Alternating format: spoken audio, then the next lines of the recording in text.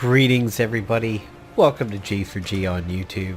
I'm Napalm Dawn, and today we're taking a look at pretty much what is going to be called part 1 of the Doctor Strange update to Marvel Duel. So at this point we have some of the things in Marvel Duel that we're going to get with Doctor Strange, and you can see we have a new splash screen and we also have a new icon. Now, for those of you who are not in the countries where the game is live right now, you're probably wondering, how do I update it? You may have even seen a message that, hey, you need to go ahead and update the game within 10 days or you're not going to be able to get in, and oh, by the way, if you update it, you're going to get a reward. Well, I'm going to tell you that reward is kind of crap. It's just basically one ticket for a generic pack. However, as of right now, APK Pure is not running the updated APK, but Up to Down store is.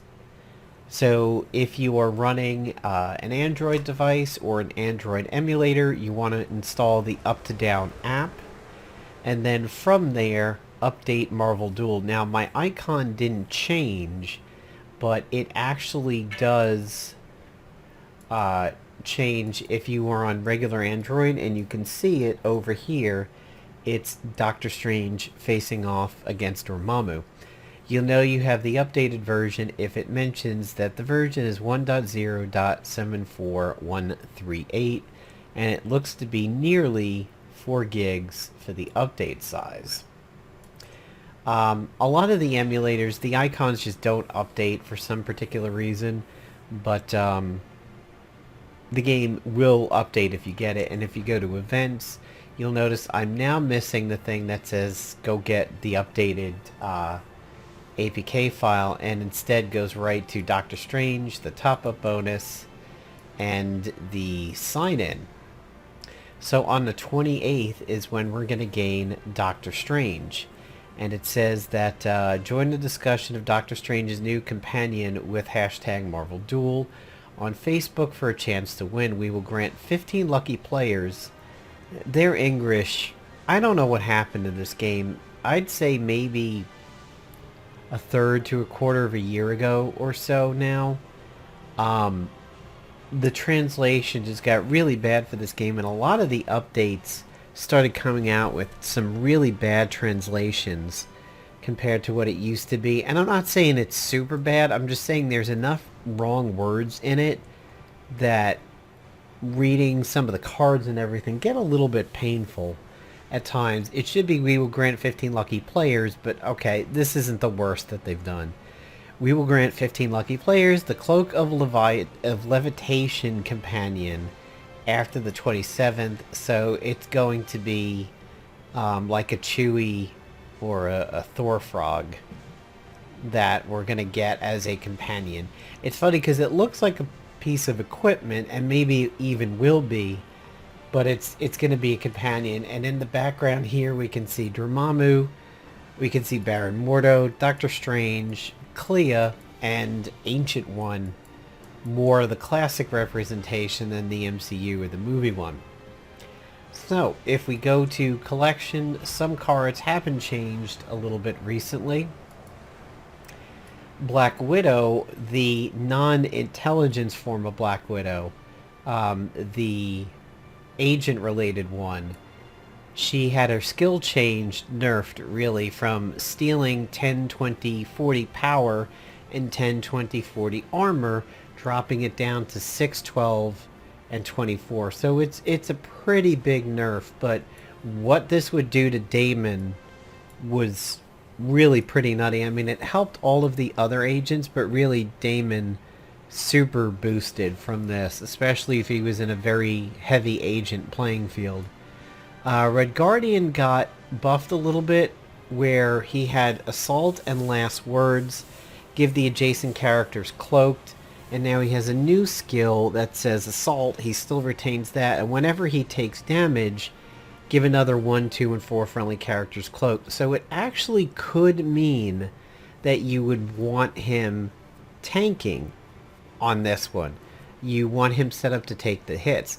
Damon Drawn is typically somebody you don't want to have tank because you want to have him live to get boosted up by the other agents.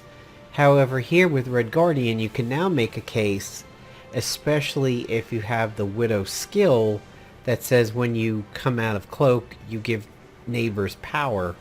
It actually may be good to set Red Guardian up as a tank. Red Room Training used to be at the start of the turn, gain 1 random intelligence of your current opponent, but try not to repeat it. Now it has give a random friendly character +2 power and gain a random intelligence card of your current opponent. So this is likely due to the fact that intelligence Widow decks have been maligned as being a little bit of a slow start. This helps it a bit. The Rocket Jetpack used to be +3 power, and when equipped on a Guardian, give them critical hit, trigger 3 times in a battle. Now it's only +2 power, but give them 3 power before attacking, and then give them stunned after attacking. To be honest, I don't like it now. I think Rocket's Jetpack is totally garbage at this point, because I had a match where I slapped it on Lady Deathstrike, and sure, she had the big heavy hit, but it took her so long to come unstunned that essentially I was throwing her to the wolves. I can really only imagine this now for a glass cannon. Somebody who is going to get 1 attack off, and then that's it. Probably Absorbing Man is one of the best things you could give after this. Because Absorbing Man generally suicides into the enemy team, and then that's it. This could be good for a little bit of a more mid-game to a late-game Absorbing Man if you still have one out. We don't really care that he's going to be stunned, because really you're just trying to buff him up for that 1 big attack in the beginning, and then he dies and he blows people up. The Blood Axe nerf is a serious nerf. It used to be an automatic 3 power, but then you would defeat the character to the left and gain their power. Now it's the same power, but you have to defeat a Ragnarok character before you gain their power.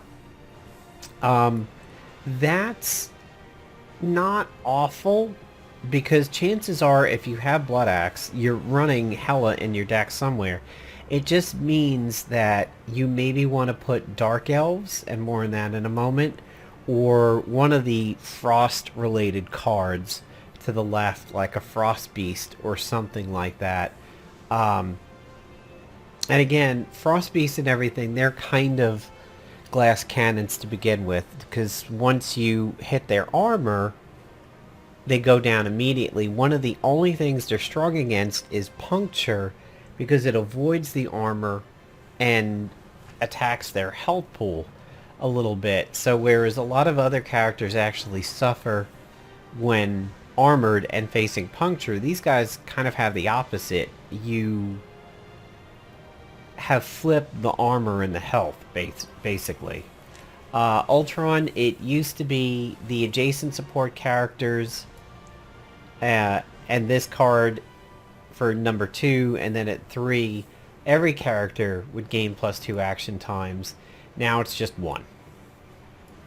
And Dark Elves have changed, going from attack to Guardian, and it still has the same effect to a certain degree. It used to be summon a character with the highest power on the battlefield, even to your enemy side.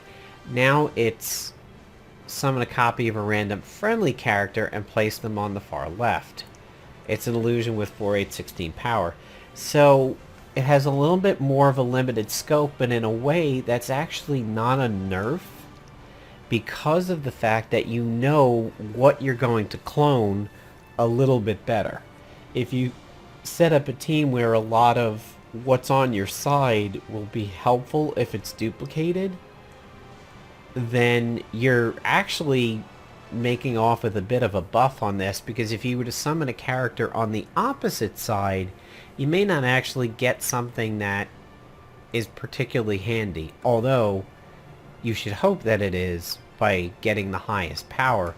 Now you can actually build a team around Dark Elves. And even though they've gone from attack to guardian, they're still less word oriented. So you can put them on the far left of the deck and have somebody just on the inside with the blood axe. And if they survive their first attack, you could just kill them. And then get their power, and then you would activate their last words. You know you would have the spot to summon them because they're dead. And Hellas Deal has gotten a bit of a rework, and Bewitching Spell. So here for Bewitching Spell, it used to be once per battle when your opponent summons a character, gain control of it. Now it's once per battle when your opponent summons a character, defeat it, and summon a copy of them on your battlefield. It's an illusion. You might say, like, wait a minute. Isn't that the exact same thing? But it's not. It actually got buffed. What it is now is that the old way, you would get a copy of the character, but then they get that character. Now, you get a copy, you kill it on the enemy side, and for you, it's an illusion. So if you have other cards that work with illusions, you get a benefit. So you get the benefit of just outright defeating the character. And if, say, that is the Carnage symbiote, which has the high attack and crit, you now really have denied the enemy team some power, and it's yours. And if you're running an illusion deck, you've got a bit of a buff to it. So that's pretty handy. Now, when you're looking here, you're not really going to see a whole lot of Doctor Strange stuff yet. Where this stuff is it's actually out on the battlefield. A friend of mine, Darth Plato, has said that it looks like the battlefield is out in a silo. And he said that after I had already formulated a bit of a first impression on the new playing field. And I said, well, I'm going to have to go back and look at that from your perspective and see if I agree. Because I actually was really impressed with having seen the new battlefield for at least one play session before you mentioned that. I have now played at least 4 games in a play session on the new battlefield, and I understand where he's coming from, but I kind of disagree with it. And when it pops up over here, I'll share my thoughts on it. It's visually attractive. I do like it a lot.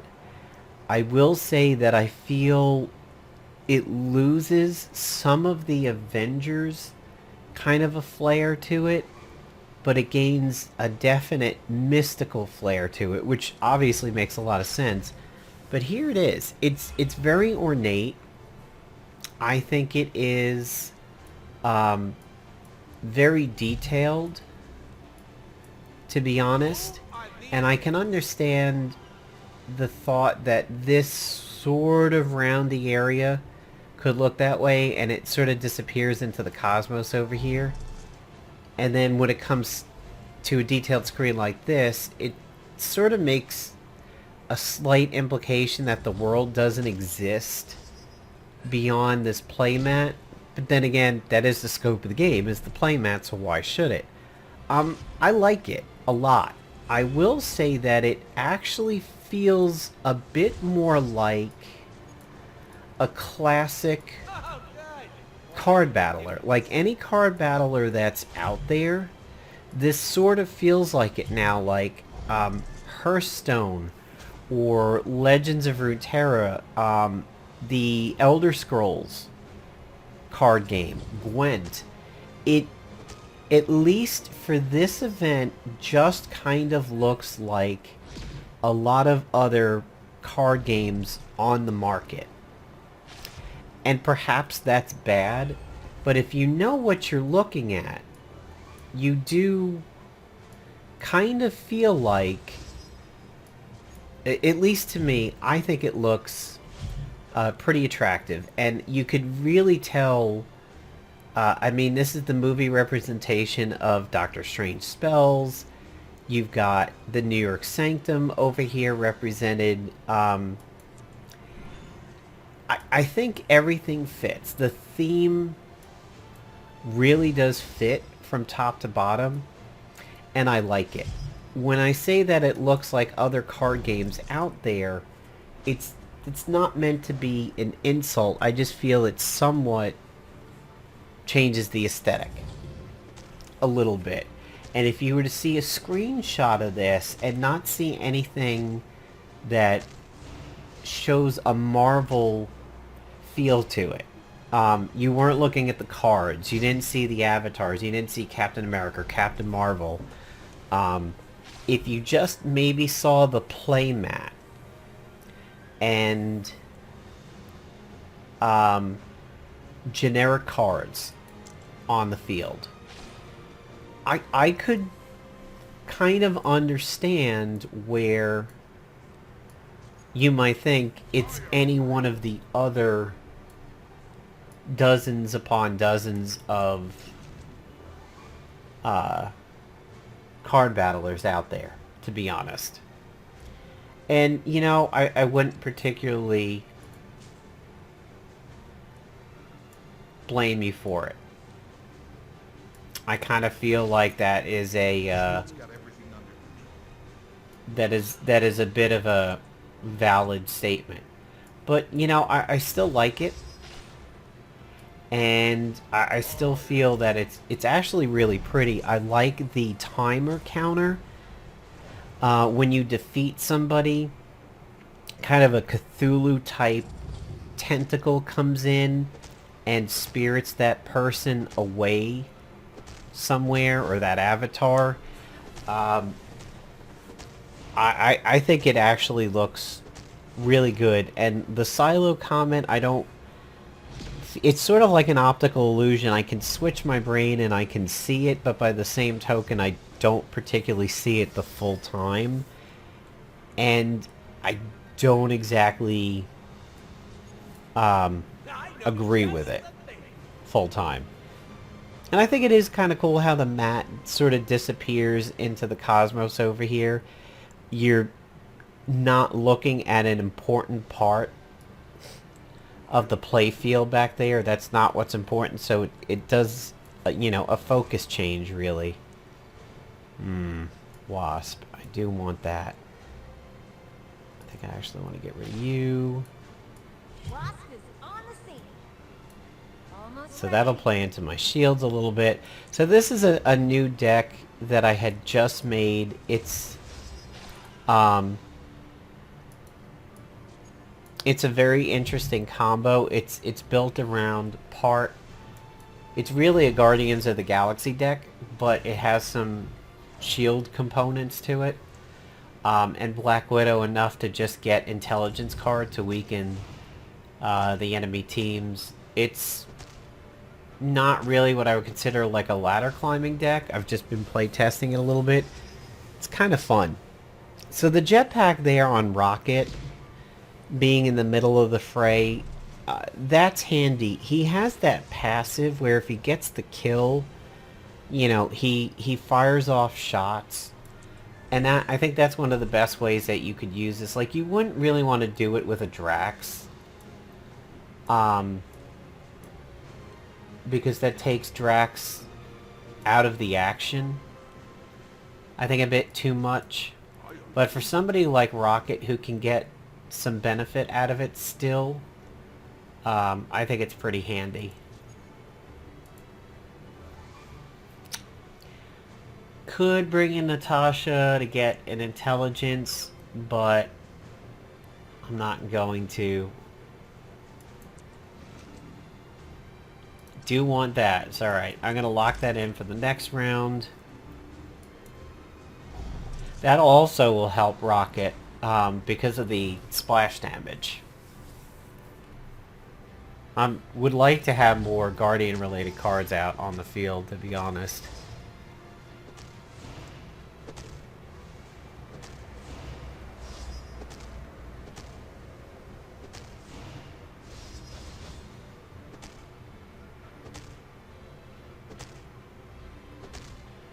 I could get rid of the shield agent. See, Phil Coulson's a weak tank right now.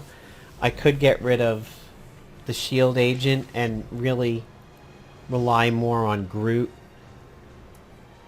to do the tanking. I think actually I'm going to do that. I could bring in Drax. Yeah, okay. I think I'm going to bounce him. Put in Drax. Give him this. Put that there. Okay. I'm liking that. There's Adam. That's pretty good. There's a Red Room training, so that's my intelligence. And I'll pull that rocket down. What I would like to get is a piece of equipment for Adam before I put him out on the field. That's going to slow my Guardian progression a little bit. I think this... So we'll probably get to see the knockout animation in this round. I, matter of fact, guarantee it. Okay, so here's what happens when you knock somebody out now. I honestly, I really like this playfield a lot. I feel like somebody put in a ton of work on this. To me it feels high quality. Star-Lord. Oh, I wish I had room for you right now. See, 5 and 3.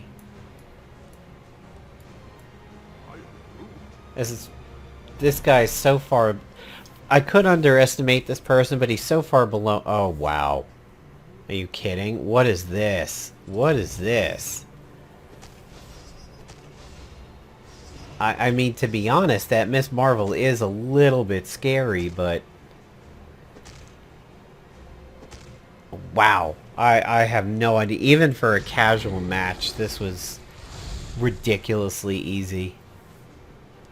But there you go. There's the new Doctor Strange update. We don't have any cards yet. We're not going to get them until 28th, 27th or so. But you do want to get that APK updated as soon as you possibly can. It will change your icon. Your intro screen will change a little bit. The front splash screen will definitely be changed, but that beginning movie I don't think really has any changes to it. But the playing field, to me, I think the playing field is definitely worth it. I think it's really pretty. So, that's all we got going for today, is this little bit of a preview of what'll happen with the Doctor Strange update. The next video I want to do is I want to talk about Marvel Realm of Champions, because that has a lot to talk about right now, and in all honesty, I don't think it's really good news. And for Marvel Avengers Alliance Redux, we've still got no word from Goofy on when Beta 4 will be coming out, as he keeps finding things, little nitpicky things that he wants to work on. So I don't have an update as of yet. But I just kind of noticed here, I never really paid attention to the arena thing over here, but I noticed that that's Beta Ray Bill, and that's his hammer, which I believe was called Oathbreaker? Yeah, I think it's called Oathbreaker. That makes me wonder if we will ever see him in the game somehow. I could kind of imagine him being a card for the Asgardians. I just wonder where they would fit him in. It just dawned on me, like I always see Thor over here, and I'm always immediately drawn to the Gladiator hat, but I never actually paid attention to the fact that that's Beta Ray Bill, so sue me if I never really looked, but at least I finally noticed, and kind of makes you wonder if we're going to see our old friend Thor's in here, and who the person is behind Beta Ray Bill, I really don't know. It's kind of hard to tell. I don't know if that's somebody that's a little overweight, or if that's somebody wearing garments that are just flowing or something. But anyway, check it out. If you are playing the game, update it. Get the new playing field. I think it's really worth it. And if you do update it, you'll at least be ready for the Doctor Strange update when it comes out. However, you do have several days afterwards to update it. You have 5 or so days after the Doctor Strange update in order to get your client updated and fully functional. So, let me know what you think about this recent update over here, and I will be seeing you guys later.